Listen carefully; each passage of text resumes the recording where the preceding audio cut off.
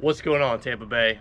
My name's Jeff Dow, and I own JD's Pressure Washing business. The interview you're about to watch is one of a local contractor or a service-based business right here in the Tampa Bay area. We want to be able to highlight people and businesses that may or may not have the ability to get themselves and their story out there. So we decided to take it upon ourselves to do just that. So whether it's electricians, plumbers, pressure washers, realtors, or more, we want to be able to meet them, interview them, and allow you to choose the ones that you work with based on their expertise, their personal stories, or maybe even their personalities. To get there, we need your help. Subscribe to this channel, hit that little thumbs up button, and share videos like this out to your friends when they're in need of a specific service so that we can help get local customers in touch with the people who help to take care of Tampa Bay daily. So with that, enjoy the interview. What's going on, fam? I just want to say welcome to Jessica, the attic queen on the scene. And today that scene is right here. I'm excited. Me too. Super pumped. And little man's excited too. My little girl is over taking a nap in the other office. So, but I definitely appreciate the introduction, and I appreciate you having me on here. And the fact that you literally know my tagline, and it's, you know, part of, I'm sure we're going to be talking about it and how we built the business, but attic queen on the scene, and you nailed it. So let's get this done. I see it everywhere. I see it on your posts. I see it on your content. I see it. It's literally is it written on your trucks? On my very first truck that I had, it says attic queen on the scene, and everyone just, it's like, that's their thing. So it's my thing. I love it. So kind of a little background. I was trying to think earlier, and I really don't know like the first, like how we met each other initially. I think it was social, right? I think it was IG or something. Definitely somehow social. And I don't know if you remember it, but how could you forget? We connected, but you literally, in the very beginning of my business, when it was me and whatever help I could get, you one day were one of the help. I was going to talk about that. Yeah. So you have one of the most brutal jobs. You had the easy part, like, anyway. But again, respect. We're different, right? But yeah, we definitely met on social media, and then you actually got to meet me in person, and that's one of the things that like I enjoy, right? A lot of people, I'll be in the grocery store, and like I've literally been in the grocery store in the vegetable aisle, and I've heard somebody attic queen on the scene, and I'm like, oh crap, you know. So I love it when people recognize me from the internet, like if I'm in the gym or if I'm out in the store. Or one day I was driving in Brandon, and one of my guys cracked a plumbing line, unfortunately, and it was like 6 o'clock on a Friday night, and I'm in traffic trying to get to Ace Hardware to buy a shark bite to get it fixed. And the opposite way, you know, my arms out, and that's when I had my green pickup truck, my 20-year-old baby that I started my business with, and literally that truck wasn't even wrapped, but the guy saw my arm and saw my hat and the green truck that he recognized from the internet, and in traffic, attic queen on the scene. I'm like, oh my God. So yeah, but I definitely saw you on the internet. We connected, and we met in person a couple times. So yeah, I know I definitely came out to do a job. One of the, it was between us, somewhere over in Oldsmar, I think. It was in Tampa. South Tampa, or not South, but Western Tampa. Yep. Yeah. So man, there's just so many directions you can go. I remember initially, here's one of the things that I know and love about Jessica is we both came up in the Gary V era of understanding Gary V and social media. This like back before, this is dating us, but back before live was even really a thing. And we used to, you know, constantly just try to figure out how to get attention. How do I get my business in front of other people? And there's a number of things I used to talk about and teach, you know, just passively through my social media, etc. And Jessica's one of the first people to actually take, I don't know if it came from what I put out, but you were doing the very things that I was talking about, like every single day, put out content. It doesn't matter if anybody engages, just constantly be in front of people. And you've done that. and you've continued to do that. And it's so cool watching your entire business go from where you were when you just got started. Begging you to come fill my hopper so I can do my job. I Yeah. mean, yes, I get it. Look, I'm still at a single person business at the moment. Like, I'm ready to finally hire an employee, but like, it's this is why I wanted to start this podcast, because I wanted to get to know the business owners out there. I like the story. How did you get started? So I know the social media portion of it, but of all the things, like what's some of your background? What brought you to Tampa? Let's start with that. Kind of. So my name is Jessica, but I identify as the attic queen. And in a previous life, I pretty much was in residential lending for 16 years. I started my career working at Wells Fargo at the age of 18. I had a little bit of a hot head and I had my life set up, right? I had a partial scholarship to play hockey in college. I got accepted into this like prestigious international business program for the university. And a couple weeks before I was supposed to leave for preseason, I got into a slight argument with my family. And I said, I don't need them to pay for anything for me. I don't need their help. And I got an interview because I knew somebody at Wells Fargo. So I ended up going through three interviews, which is crazy. I'm like 18 years old interviewing at a Fortune 9 company. And they loved my energy. They loved all of my credentials. Like when I was in school, I was captain of the hockey team. I was varsity softball player since freshman year. I was vice president of my class. I was Future Business Leaders of America president. So I had a very impressive background. And they just really liked my energy. So I ended up taking the job and then calling the university and saying, hey, cancel my dorm. I'm going to be a commuter. I'm going to change my status from full-time to part-time. And I'm taking a job at Wells Fargo. And again, I'm like this 18-year-old idiot that doesn't need help from anybody. And, then after a week of being gone, I go home to get more clothes. And they're like, oh, hey, we got to go shopping for your dorm and everything. I'm like, oh, well, let me let you in on some information. I got a job, so I don't need any of that. They're like, why would you get a job? I'm like, well, I canceled my dorms and I'm not going to be playing hockey. And I got this really good job. The company's called Wells Fargo. It's some kind of a bank.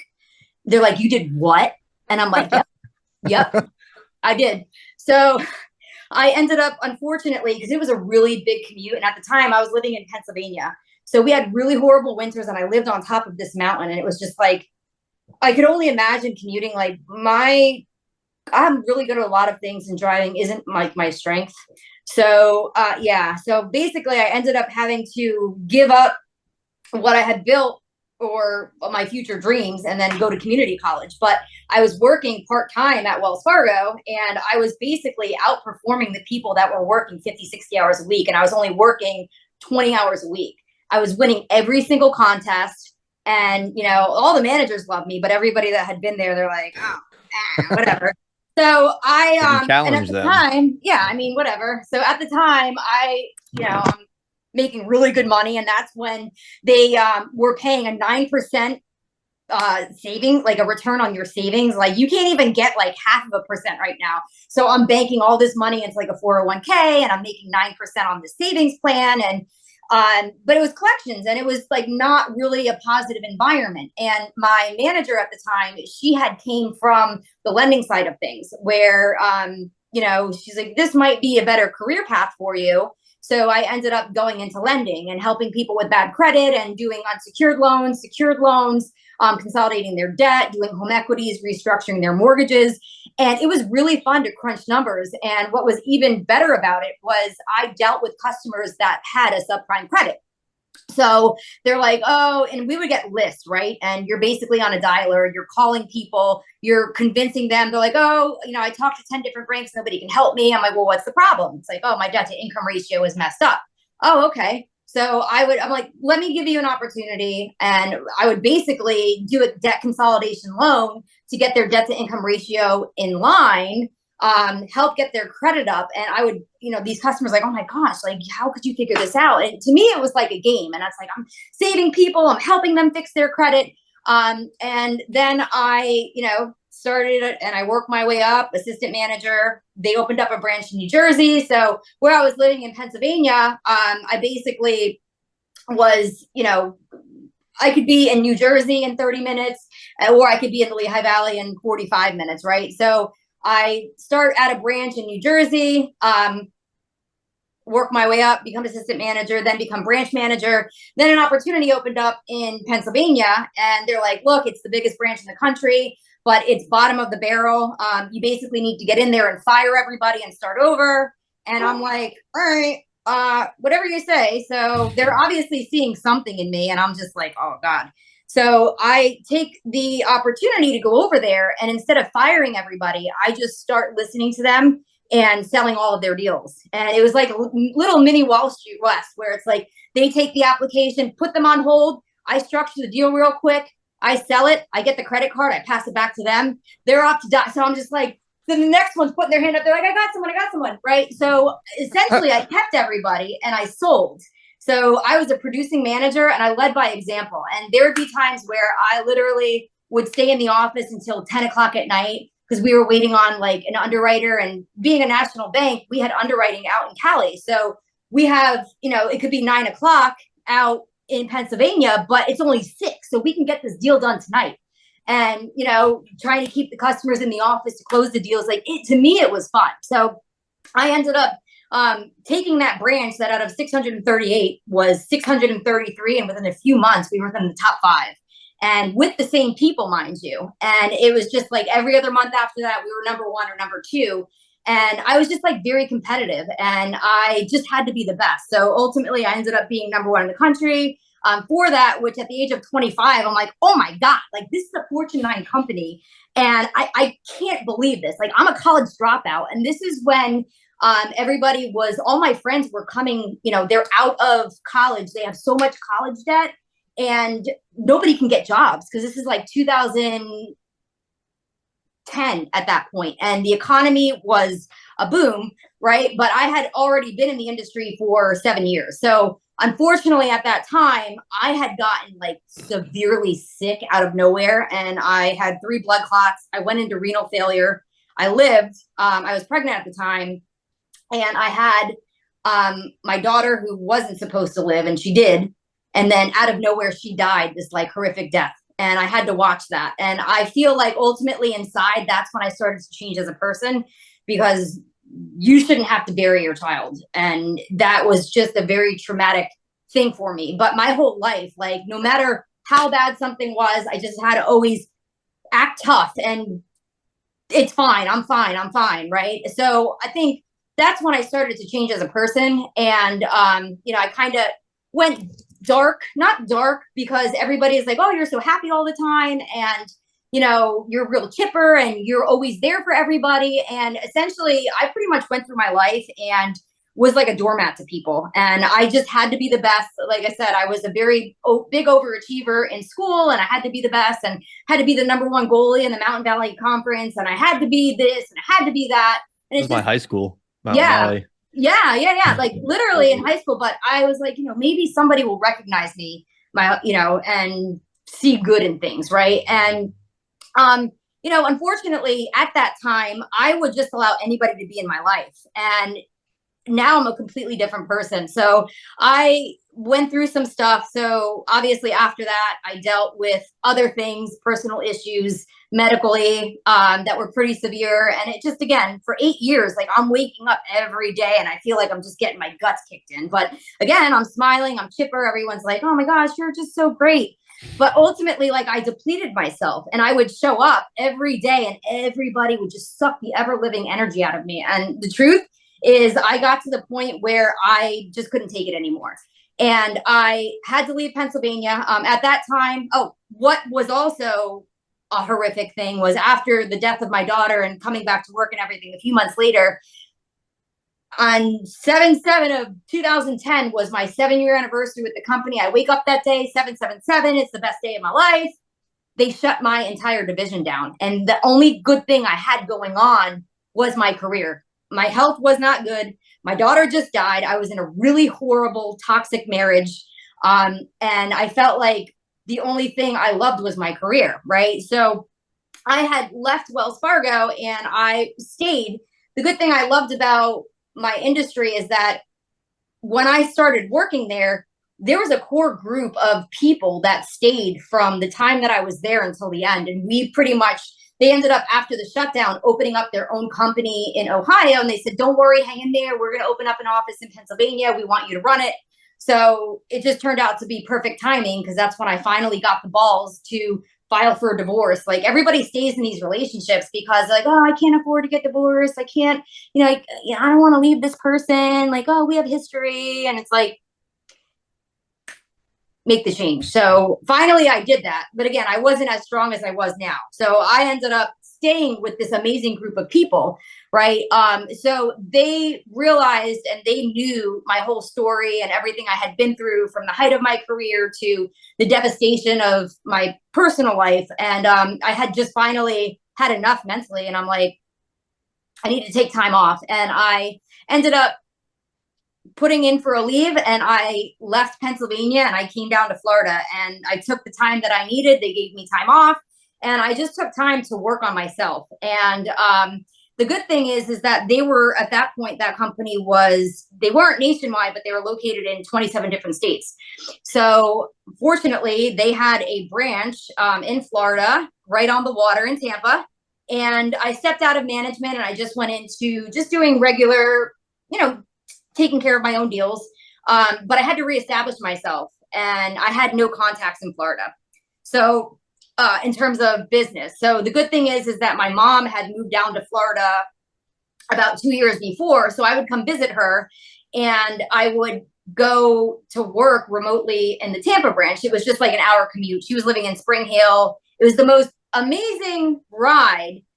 Driving down Courtney Campbell Highway, and that, every time I would come down to visit her and take that ride, the sun just booming off of the water, and I just felt like a completely different person being down here. And ultimately that helped me make the decision to move here. I just felt like a different person. So that's how I ended up in Florida. I got here about 6 years ago. And, but when I was down here again, I just had not, the truth is I had fallen out of love with what I was doing.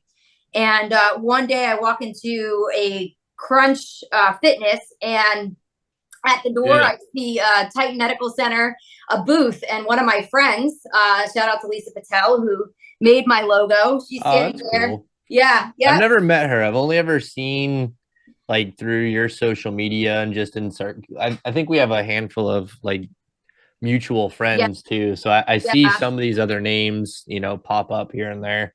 But when I met her, like, I literally had no friends.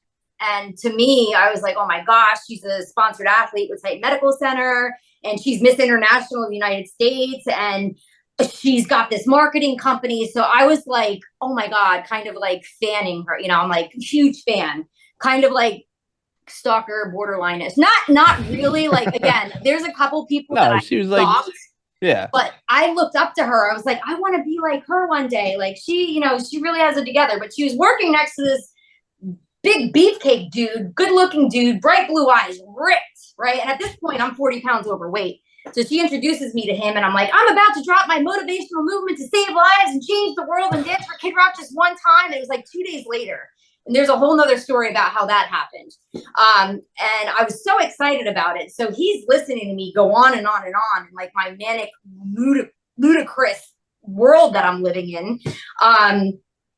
And he's like, oh, well, I'm a life coach. If you want, give me a call tomorrow. And I'm just like, oh, okay. And I wasn't really making any money at that time. Like, because again, I'm down here not closing deals. And they were, because they knew me, they were like, all right, you have a guarantee. So I was making some money, but as you know, it's super expensive to live down here. So I was like, all right. So I call him and I explain my life and just like everything that led me up to this point, and, why I want to save lives and change the world and dance for Kid Rock just one time. And he let me literally talk for 45 minutes straight. And I was like, are you there? And he's like, oh yeah. And he literally was able to recap everything that I said. And part of my issue is that I had such a hard time because in my mind, I had been through so much trauma that I was just all over the place. And I know it may seem a little bit all over the place now, but no, you're doing really well. Like, it's a lot better than what it used to be. But he used to, one of the things he would say to me is like, you need to like calm down because like you're spewing this garbage out of your mouth and like literally sound crazy. And I'm like, now I tell people I wish I could be the best, if you could be any kind of crazy, be this kind of crazy. But wait, there's more. So I Is end his up name Maddox or something? Cody Mannix. Man, okay. Yeah. So I end up, he's like, well, I'm a coach, and I studied with Les Brown, and and I'm at this point, I'm like, yeah, he's probably just one of those dudes that tries to like get with girls and whatever. And I was like, he's like, oh, I can coach you, I can help you, and I'm like, that I didn't have any money, right? But all I know is that I'm fat and I don't have my stuff together, and I want to get ripped, so he could help me, right? So anyway, he talks to me, and I'm like, look, I literally have no money. Like, I pretty much just moved down here. I'm not really doing well. So he's like, I'm not interested in your money. I'm like, all right. So he ended up basically making me realize that nothing is more important than health and happiness. And within 3 weeks of meeting him, I quit my career. Literally had nothing going on except for now I'm going to listen to Les Brown every day, and Brian Tracy, and listen to mindset stuff and do whatever, right? To figure out who I was, because I was 34. And what he made me realize is that, like, I didn't really know who I was. I was a chameleon. I basically went through my life doing whatever I was around, whatever anybody else was doing. And I was like, oh, I'll just get good at it, right? So I was this chameleon, right, that had all these friends, but really the truth is, like, they were not my friends. They were people that were essentially using me and taking my energy, and they were sucking the ever-living life out of me. So energy vampires. Exactly. And basically, one of my favorite things he would say is know your vitamin, right? Where it's like, you got to just stop saying no, because if you continue to say yes every day to things that aren't in line with your values, and you're never going to get to where your goals are, right? So I made know my vitamin. I was going to say that again, what he said, the phrase. Know your vitamin. And I think that originally came from Les Brown. But but literally, like, if you think about it, I started know my vitamin to the people that it's like, oh, let's go out, like, let's go out tonight and go to the club. And it's like, you're exerting all this energy, you're spending money that you literally shouldn't be, right? And you're drinking, you're doing these things that are keeping you from your goals, or at least keeping a clear mindset, right? Think about all the things that people do that dilute their mind, that make them fat, that make them have acne. I had the worst skin, and I'm fat, and I'm like, bah! So I have all this going on, right? And and the funny thing is that all I was worried about is, like, when are we going to start training in the gym? And he's like, you haven't earned it yet. I'm like, what do you mean I haven't earned it yet? Right? So it literally took a month before I earned getting to work out with him. And, and that's the thing. And what he made me realize is that if your mind isn't right, you could work out all you want in the gym. I used to be obsessed with going to the gym. Like, when I worked in real estate, when I was managing this branch outside of Philly, I would go to the gym 3 times a day. I would get to the gym at 4:30 in the morning. I would take a 5 o'clock HIIT class. I would then go home, shower, get ready. On my lunch break, in the complex where I worked, there was a racquetball club. I would play racquetball. Then at night, I would go back for Zumba and then lift. So but I was still, like, not in shape, because you can do too much to your body. So again, I'm going and doing what I think is going to be good for me, and it's creating other bad habits for me, because then I have a hard time balancing what I'm eating, and then I'm overeating. And it's again, me thinking this is what needs to get done. But when you slow down, that's when you actually can speed up, right? And listen to your body and learn how to do things the proper way. Marine Corps have a phrase that slow is smooth, smooth is fast. There it is. It's very much the same mindset of, like, slowing down to get the pieces in place properly. And then once they are, and you have that rhythm in, then you can speed up. Yeah. So here I am now. Like I said, I met him in 3 weeks. I quit my career of 16 years, and I'm literally doing whatever side jobs I can get. He coached a lot of people that were successful business people. So if they had, like, an event, okay, here, she could run a team. Or I was doing Uber Eats delivery, literally. Like, it was, let's go, baby. Like, whatever, right? All got that in there. I'm literally loving the fact that, I'm not stressing out and I'm figuring out who I am. I'm starting to feel better. My mind is starting to calm down. And it just so happens that in Carrollwood, which isn't that where kind of your area? Yeah, what? Lake Meg. So, yes. So I find out there's an event in Carrollwood, and it was put on by an Owls Club, which is like a senior group in that area. Yeah, that would have been Northdale, probably. Yes, Northdale, over there by the Northdale YMCA. Owls, right? Yep. So I I get hooked up with one of Cody's friends that does like this company that's genetic swabbing, where you swab and it gives you to see if you're prone for like cancer, Alzheimer's, which now hearing about it after the fact, it might have been some form of a scam. So I do apologize. I didn't know. But anyway, I show up one day to this event and I'm, managing. I have a team of 9 that we're going to be managing at this event. There's going to be like a couple thousand people there. And I pull up to the park and my car door goes flying open. And that's when they spray paint whatever your booth number is on the grass, right? So I'm out like walking around like a psychopath, like looking down for my thing. And I hear this voice, "Good morning, how are you?" And I look and I said, "I'm better than good and I'm better than most." And it was the owner of this insulation company. And he had just opened up his business like about 6 months before. And he was like loving my energy. So he's like following me around that day. And, so he had different intentions. He asked me out, which we went out a couple times, but ultimately he didn't get what he wanted out of me. And then he kind of, we went our separate ways. But, I end up going out to Texas with Cody, my coach, and he got this like unbelievable opportunity where we were going to work with an all-women's fitness franchise in Texas. And he had this program similar to Bar Rescue, but in the fitness industry to help with failing gyms that he had traveled all over the country and done. And is that kind of like Alex Hormozy, I think does? I'm not sure. Okay. I only, I'm not really one That's to. okay. I was just conceptually curious. That was one other thing he had said, like, worry about yourself, right? So when people are like, "Oh, do you know so-and-so?" I only know the people that pretty much got my head out of the sand, and that's it. So maybe, but again, he did. Okay.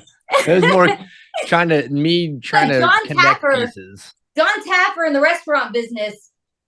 And he's basically the guy that comes in and fixes these failing gyms. Now, the business model was different because this was a brand new gym. It was basically like an Orange Theory strictly for women, high end, that were 30-minute classes that would give you the results of like an Orange Theory 1-hour class.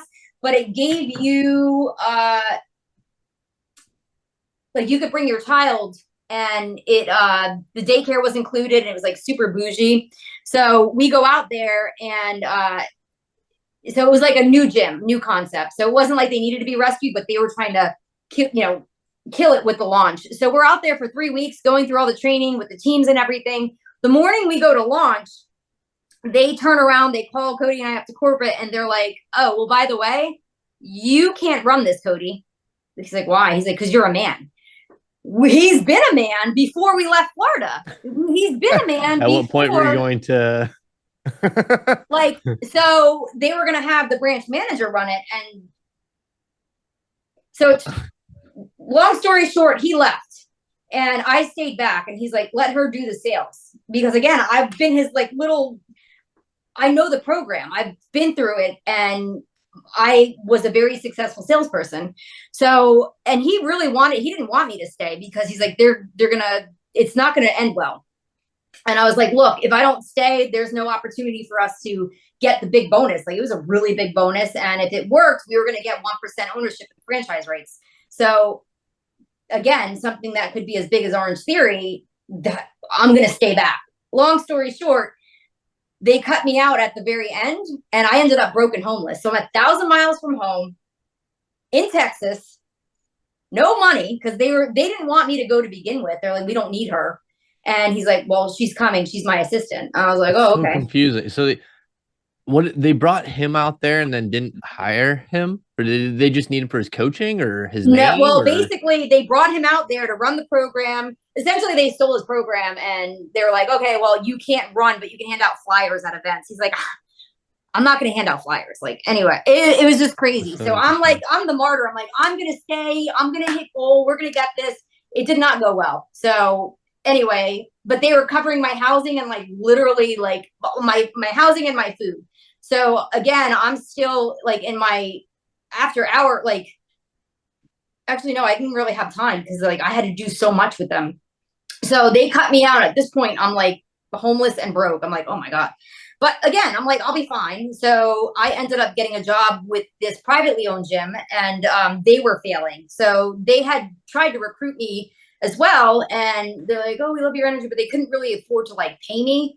And it was like, I was just like, oh my God. And I look back at it now and I'm just like, the only good thing about it was that it, like, when you literally have nothing and your back is against the wall, can you save yourself? And that's kind of like where I was at. So, you know, I'm working for them. I'm making a little bit of money. And actually, yeah. So I was living in the abandoned part of the gym where they had all of this old gym equipment from like the 70s and had like all these like vitamins and supplements. I'm like, I wonder if I take these, like, will I grow another arm? I don't really know what happened. I was tempted because again, I'm still a little bit chunky at that time. But, you know, so I'm living in this like abandoned part of this gym and I make this area like amazing. Like I have videos of it. I have videos of everything. Everyone's like, you're so weird. Why do you have videos? And it's like, I'm on your podcast right now. I have the so process. much content, and it's just like nobody knew that I was going through these struggles, right? But how I would make it, like I'm in the hood of Texas doing Uber Eats delivery because I need to make $93 in 2 days to pay my car insurance, right? You know, and I feel like the gym that I was working at and living, I had everything I needed. There was a dollar store, which basically I would go every day. I would buy like 2 packs of tuna because I needed my protein. And I would buy like beef jerky because that's protein, buy snacks, like literally living like that. So there's a dollar store and I get toothpaste. I can get shower like stuff. I had a locker set up in the locker room with like all of my essentials. So I'd wake up, go to the locker room. And then also, so then I had the gym. So I had my food at the dollar store. I had the gym. And then next door was a church. Like what, you know, I couldn't be in a more perfect place. So anyway, I'm there, I'm doing it. And I get a call out of nowhere. And it's the owner of the installation company that I had met before leaving Florida. And he's like, hey, how's it going? I'm like, well, things kind of took a turn for the worse, but I'll be fine. And he's like, look, my business is exploding. You know, I'm also doing some wholesaling for some products. I really think that you would do really great in this industry. Why don't you come back and I'll help you for 30 days, whether you like it or not, at least you're back here. And I didn't realize it got cold in Texas, but it did. And I was sleeping on a half broken tanning bed in the abandoned part. And when I would wake up, I would literally go to the tanning bed that worked to get warm. Like that was my thing. I have the video. Oh my gosh. Like the video was like, I survived my first night. And you see my tanning bed made with like the sheet I bought. And it was just like, it's hilarious because where I am now compared to where I was, it's like, you got to hit rock bottom, right? But I'm waking up every day. And as happy as you see me now, it's like, you know, I'm listening to all these mindset stuff and I'm getting myself on a ritual. And I truly was the happiest that I had ever been, and despite how bad my situation was. So I take him up on the opportunity and I jump in the car and it was around Thanksgiving and I didn't even tell my mom I was coming home. I showed up on Thanksgiving and she thought I was my cousin's girlfriend. And I'm like, Mom, it's me. It's like, oh my God. So that was Thursday. And then that Monday, December 1st of 2019, I started working for this installation company. And at first he wanted me to do sales. And he's like, look, it's straight commission. And I was like, oh, no problem. You know, Ballin'. What? I said ballin'. Yeah, but that's the thing. Like 8 out of 10 people in Florida need installation.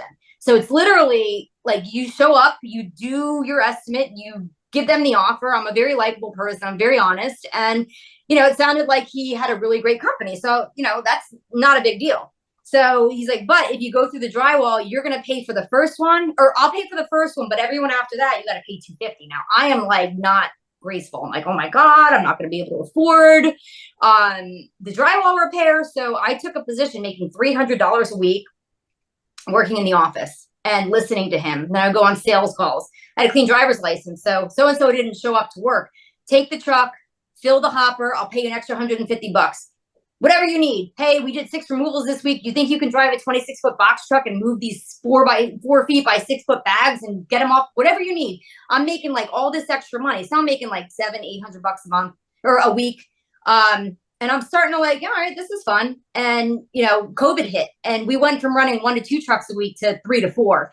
And I became a team lead. And I remember knocking on the door. I'm like, good morning. I'm Jessica with blah, blah, blah, blah. I'm here to do your removal. And it was a 70-year-old couple. And they're like, you? And I'm like, yes. And let me tell you, my favorite chore at home is to vacuum, and ain't nobody going to vacuum out that attic better than me. They're like, come on in. They were so thrilled that a woman was there to do the job. And I would just like run circles around it because I'm getting paid to exercise at this point. Right.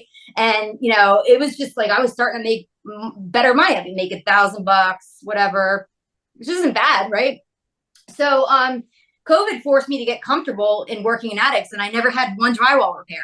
So then my next switch was to go into sales, and I was selling. A bad week would be 18,000 a week. A good week was almost 50 grand. So I took his business like to the max. So I was working for him almost a total of a year. And then I find out about a training in Jacksonville put on by a distribution company in Tampa or nationwide. But so I asked permission to go. He said, yes, a month in advance. And then 2 days before, I start getting scheduled for estimates. So I call the office. I'm like, hey, girls, forget I'm in Jacksonville. They're like, well,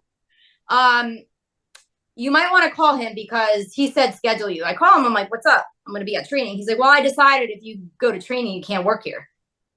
And I was like, there's no way he's going to fire me. Like, I'm literally bringing you in so much money. Like, there was 3 months I sold about 100. No, it wasn't 3 months. It was like over a 7-week span. I sold about $175,000, and he bought a McLaren. And yeah, so I'm like, there's no way this guy's gonna fire me. And he did not get along well with his staff or his installers. I was like the liaison that kept everything together. And if anything went wrong, here I am to pick it up. Like, I literally was his right man. And I was like, there's no way he's gonna let me go. Well, he did, because I went to that training. That training changed my life. And then 4 months later, I opened up my own business. And that's when Attic Queen was born. It was April 15th of 2021. And I definitely think it was in 2021 that you came and helped out on a job. But that training, you know, that's when I learned that people were actually living in their house sick. And he didn't do a bad job, but he wasn't doing it the right way. And he was a businessman, not a building science man. He had gotten into the business about a year prior and bought all the equipment from a company in Texas that got out of the installation business because it's very difficult. And they went into strictly wholesaling products, which is one thing he wanted me to do extra on the side. So he's in a business that's a cash cow in Florida because it gets so hot and 80-90% of people need it. So, you know, he would just rather do the quick in and out blow and goes to make a lot of money, because it's very profitable to just do, I don't even want to say it, but I was like, I make a joke, we get paid to suck and blow, but like, it's like you can show up and do like blow job and be in and out and quick, but it's really not the right thing to do. And I didn't know any better because I was just going off of what he told me.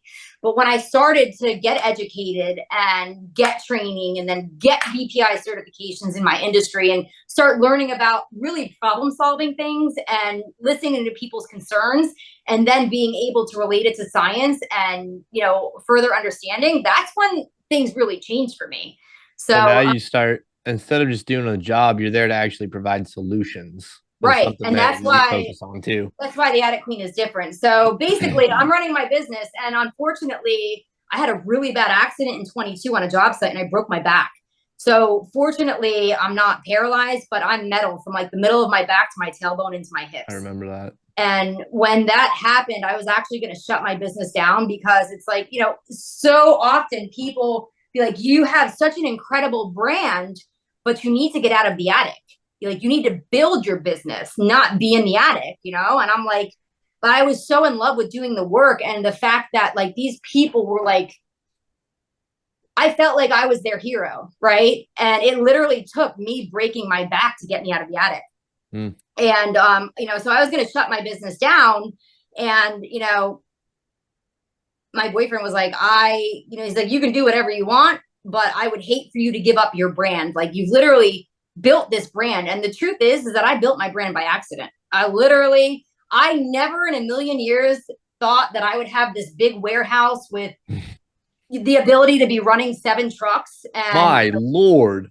I thought like, you're up to 3 now. Holy smokes. No. Like there was like over the summertime, we were doing like 3 trucks, but I have 4 blowers. I have 3 vacuums. I have the best vacuums in the country. Like I had Cool Machines, who's the manufacturer. They literally built me a custom vacuum. They built it for me. And I was That's like, awesome. I had 2 companies that were like, oh, we want you to buy a vacuum from us. And I'm like, well, I won't take any vacuum unless it's an Attic Clean Green. And if you want to know what Attic Clean Green is, I mean, I even have a Harley that's Attic Clean Green, which I guess we could save that story for a whole nother thing. But, you know, I had this company that's like, oh, the best we can do is John Deere green. I'm like, well, the best we can do is no deal. No, but seriously, you know, but no, I have all this equipment, and, you know, in the summertime, because I can't go in attics. So now I'm relying on my team, and they do a great job, and we verify. I use a program called Company Cam that they go in and they can take videos of everything, or I'll have them FaceTime me. You know, if we're doing a removal where we're air sealing and then blowing, I'm like, look, I need a video before you blow, because I don't ever, you know, number one, I want to make sure you're doing a good job, because that's my expectation. These people they're trusting on us to get it done. And I know when I did a job, I didn't care how hot it was in that attic. I didn't care. Like, there have been 3 times where I literally had to go to the hospital that night or the next day because I was like borderline heat stroking. But I didn't care because I was here to save these people. So like I literally by accident built my brand online, because in the very beginning, like I'm just this girl that, like, again, I just got fired and now I'm going Facebook Live and I'm showing people, because you can lie so very easily about attics. Nobody's going to go up there. You right? find the craziest stuff in attics. It's like, oh my God. And I call it attic treasure. Hold on. I got to show you like my favorite piece of attic treasure. 1 second. Oh man, while she's getting that, like, hopefully it's not what she finds, but there have been times where I actually found this house. This got stuck in my vacuum in Carrollwood at a murder-suicide house that we did. And the only reason why we had to extract it is because there was a 13-hour, read it in the news, there was a 13-hour standoff. The guy like finally snapped. His girlfriend was like pestering him and pestering him and pestering him. And he finally snapped and he killed her. Like when they walked in, there was blood. He was torturing her for like a day. On the wall, it's helped me. I think this was my neighborhood. Was it like right next to Lake Mag almost? Literally, yes, yeah, exactly. Cherry like right Creek. There. So I had, yes. Oh my God. I had gotten literally, the site. I was there the day before, or the night of, because they ended up having to send a robot in because he pulled the vehicle back up to the house. Or the something. door, yes. And that's why, like, her friends creepy. hadn't heard from her. So they drove by and they saw that they're like, and the car was backed up in a way it should not have been backed up. Yeah, it was like a Jeep or something like that. Yes, a Jeep. So that's when they called 911, and then that 13-hour standoff happened. So the reason why we had to get hired is because they busted the door down finally and they tear gassed it. Now the insulation retained the tear gas. Oh, no. And it had to be sucked out. Otherwise, like, it's basically the smell and the chemicals would have never been removed because it's like stuck above them. And part of what I talk about, like, to people where like, oh, we need to add insulation. It's like, no, you don't need to just add insulation, because it's still, all the insulation does is it slows the resistance down. It's the air sealing, right? All of the penetrations, like above your head, your lights, your AC ducts, anywhere where you have a wall, you have a top plate with the like things that are filled. Like, the secret sauce is air sealing it. And that's what we became known for, is the full makeover with the sealing, because again, you're breathing that air in. So, you know, all of this, all of the dead bodies and the rodent feces and the mold that's what is that? A possum. That's an opossum head. Interesting. Okay. Yeah. So all of that, like, you know, if that company's telling you, oh, it's okay, I'm going to just sanitize it with a spray and then blow over top of it, they're literally ripping you off, because you can't sanitize. Like when the rodents are in an attic, they create tunnels, right? You think they're going to just pee on top of it? No, they're going to go down, they're going to burrow, they're going to chew all your ducts. So all of that air is getting sucked into your house. Like, it's crazy. So, you know, part of why I kept my business open after I hurt myself was, I'm like, these people need us. Like, we're the ones that are telling you the tough stuff. We're not the people that are showing up to be like, this attic sucks. Let's take that quick money. We do the hard things, unfortunately. And, you know, it's really hard on our body, but that's the other reason why I had to invest in the better equipment. Like when you and I started, or when you showed me on my job, I had a machine that you had to cut the bag in half. And I had this little vacuum, an 18 horsepower vacuum. And it's just like, it would take clog forever. up over time. Oh yeah. You're Go going out to and touch clean those it. clogs. So it's like, the vacuum that they built for me in Attic Queen Green, mind you, was a diesel. Like, who has a diesel vacuum? Like I do. This girl does. So, and it's, I make jokes about it, right? Because my big picture now is to, target women to join the industry. And I kind of feel like Rosie the Riveter. It's like, if you see some of my branding with a girl like this, and she has a tattoo and a heart that says Attic Queen, it's like, we want you. I want to bring more women into it, because you know what? The truth, women, weren't they made to stay home and vacuum? I mean, yeah. So make your husband a homemaker, or, I always, like, unfortunately hear stories about these women that stay home, right? They raise their children, and then their husband kicks them to the curb. They're like, oh, I got this 20-year-old girl now. And they're like, oh my God, I can't. I don't know what I'm going to do. I have no life skills. Well, can you vacuum? Oh yeah. Okay. So maybe that will be my next big thing, where, I would love to travel and speak. I had the opportunity in April of last year to go to the National Home Performance Conference and actually speak, because I was asked to help get this bill passed through Congress that was $9 billion. And, 8.5 billion of it went to people to do the work to increase the efficiency of their home and help reduce the carbon footprint. 50 million homes need to be fixed nationwide to hit our energy goals and what our carbon emission goals and everything. And I didn't care about that, because my customer, that's not my target customer. Like I've easily had customers spend $15,000-$20,000. Not to say that that's how much each project is. Those were bigger houses, but my customers don't need that funding. The reason why I stuck behind that bill was because there was $500 million that was available to go to contractors to send their people to training. And like I said, training is what changed my life, and it's what changed my business model to my career, to being able to do a better job for my customers. And I've probably invested about $30,000-$40,000 of my own money getting certified, traveling different countries. Like I went to 7 trainings, and one of the trainings I went to was in Texas. It was a Spanish speaking training. I don't even speak Spanish, but I was like, I'm sure I'll learn something. And I made a really good connection there, and it's just, I'm really big on the education part. And now that there is a ton of money available, for people to do the work, but I want to inspire people, because I came from corporate background, and at the age of 35, I literally was crawling attics, loving it. And helping people live in a healthier, more comfortable environment, right? There's no better feeling than people that are like, oh my gosh, like my kid is no longer sick. My kid is no longer getting nosebleeds. My child that was autistic, that you found like a water leak that had mold. Now that you've redone our home, he has not had any behavioral issues. Like, what? How do you? So that's my story. I'm gonna stick to it. No, I wish I had more time right now. I'm definitely gonna have to have you back on, because I got a ton of questions I still want to ask, but for that stuff too. For anybody that's listening that they own a home, what are things that like most customers just don't know? That like you only know what you know, but it's the things that you don't know that get you. Yeah. And I mean, you shared some of it. So like for anybody listening, why should they even contemplate if they're not feeling like, oh, my installation's probably fine?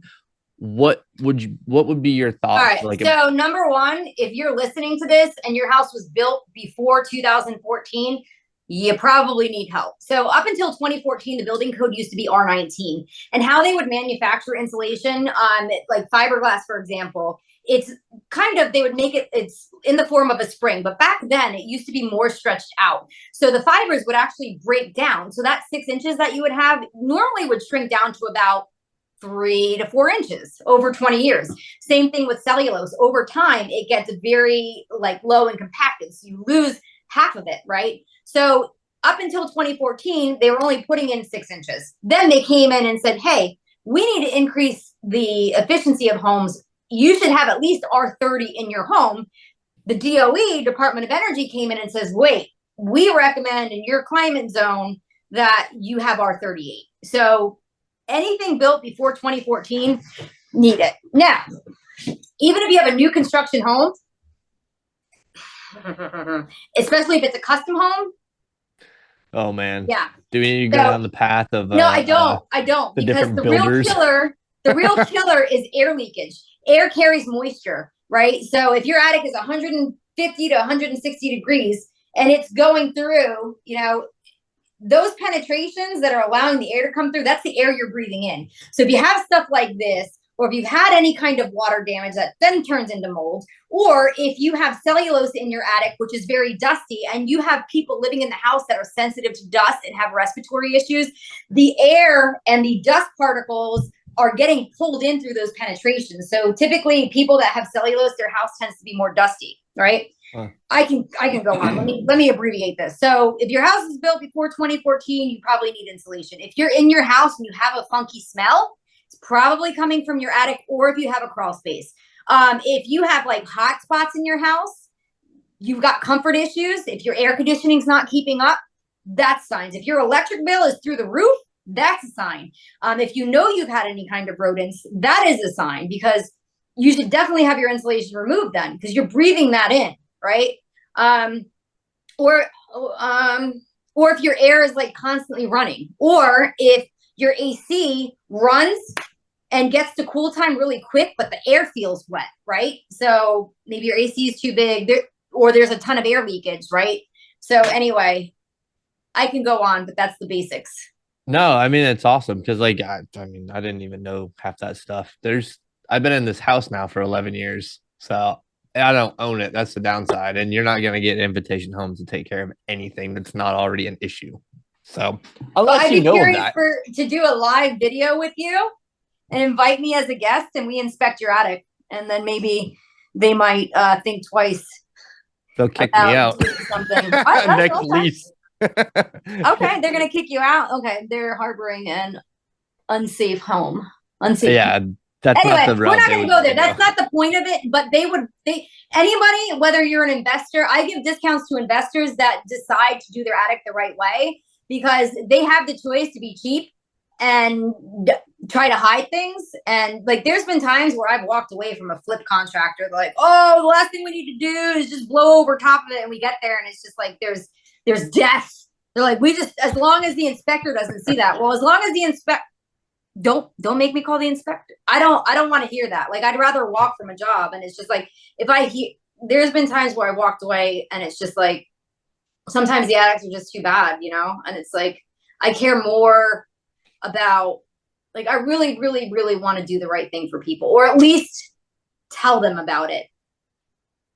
No, that's huge. And that's the stuff. That's why I'm doing this very thing. Not everybody's going to be wired like we are, but I want to get to a place where like homeowners in Tampa know that they have a place that they can go and at least watch these type of interviews to learn, like, this is the important stuff.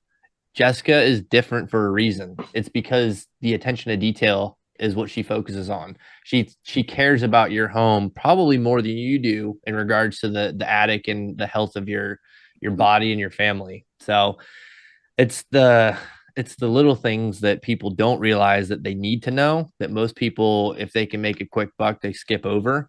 Or the business owners just, they're lazy. Maybe they just physically don't want to do it. Right. So what I would ask for you, who would be, I mean, it sounds like everybody, but who would be your ideal customer? Who is it that you typically you like working with the most, or the typical customer that you would want to have? I love customers that have a problem that nobody can figure out. I also love Duke Energy customers. I'm a Duke Energy approved contractor, so they can get up to $800 off of their insulation project that comes off of the top. I love helping people that really care about having a more efficient home, and that if they knew better, they would do better. That's a quote from somebody that really helped me get here. I met him at that training I got fired over, Kevin McKenzie, amazing 33-year naval veteran that really helped me out in the beginning. Awesome. But yeah, people that if they knew better versus somebody showing up that says, oh, you only have 2 inches of insulation, you need to get it up to a foot. that, you know, they're going to just listen, right? Because that's what they think. Right. Because you Truly only know wants what you to solve know. problems. Yeah. And then just people that they're like, oh man, my electric bill is running high, or somebody that has a lot of projects going on in their home and they're not quite sure what order to do it in, because nothing hurts me more than when they have multiple projects, especially that need to take place in the attic, and they do it in the wrong order and then it ends up costing them more money. There's been times where people are like, oh, let me replace my AC unit and then, you know, do the insulation. It's like, technically, you know, to size your attic properly or size your AC properly, you want to reduce the leakage first. That way it's like, then you can size your air conditioning accordingly. But some, you know, it's hard, right? And like you said, you only know what you know. And people are like, oh, well, this person told me to do this. And a lot of trades are only looking at their trade, right? One of my certifications is called the Total Building Performance Certificate, where it kind of gives you a guideline with what work you should do, what efficient, you know, how it's going to help you out with efficiency and what order it needs to be done at. So Like I said, I feel like I could go on this for like, this is the stuff that I love the most, is just learning. Like, I'm a nerd too. Like, this is why I teach people on social all the time. Teach this stuff. And yeah, some people say no, because you know, that's that I'm giving away stuff that homeowners can do, like in my industry, stuff that they can do themselves. I'm like, I know. And when they do it and they realize this is way more than I wanted to do, they go yeah, to the person that's been teaching them all this stuff. Like Gary Vee talks all the time. You can't outgive people. At some point, they're gonna end up hiring you because of how much you've taught them for free, period. exactly. And that's the other thing. I actually bought the website already. It's like, I also bought the website, notyourtypicalhomemaker.com, but more Just to come with short. that.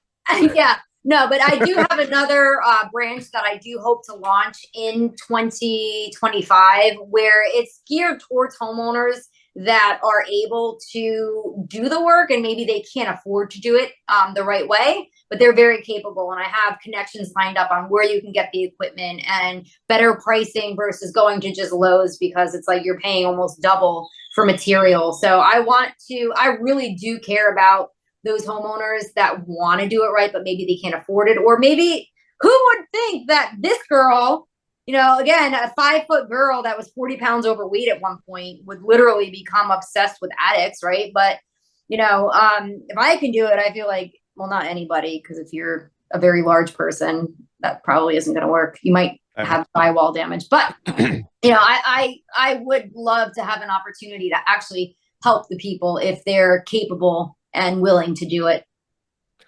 Man, I love that.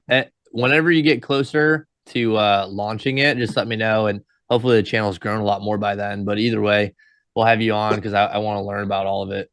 And Oh, there's so much. You're gonna be like, oh my God. so, last question. It's an easy one. Where can people go to reach out to Jessica to see if they want to have... www.atticqueen.com, and you could literally fill out, I have a questionnaire that answers like a lot of the basic questions that we need to know, or you can call the office 813-475-5450.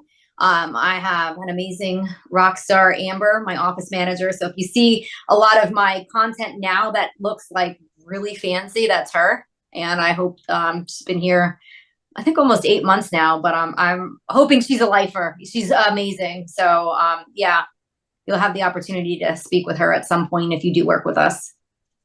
Awesome. So you can see Jessica with Attic Queen on your scene in the near future. Yes, I'm proud of you. It's Thank you. Cool to see the journey and where you've got to. And and there's only more coming. But wait, there's more. We'll have to have you back at a job site in the near future. And again, unfortunately, I won't be in the attic, but I'll be able to really guide you around a lot better instead of being a psychopath, like marching, like, oh my God. So yeah, but well, that's perfect, because that's actually one of the things, as this kind of morphs and develops, at some point I do want to start showing up on scene with people too. Yeah. Outside of just the interview, like actually come up, bring a videography team and like film and kick it up a notch too. So yes, 100%. I'll take you up on that. All right, good. And I challenge you, 2025 is coming. Hire a second person. Amen. Even if they're your driver, even if they're your driver on days you're doing estimates. That way you could sit next to them. You're sitting next to them, you're writing your estimates, you're doing whatever you need to do. It's worth it. Take that step. So I like it, and I'll put it into practice. Write it down every day until it happens. And speak it out loud with conviction. And power. Thank you. Absolutely, Jess. I'm going to let you go. You as well. Thanks for jumping on with us. Of course. All right. All right, bye. Later.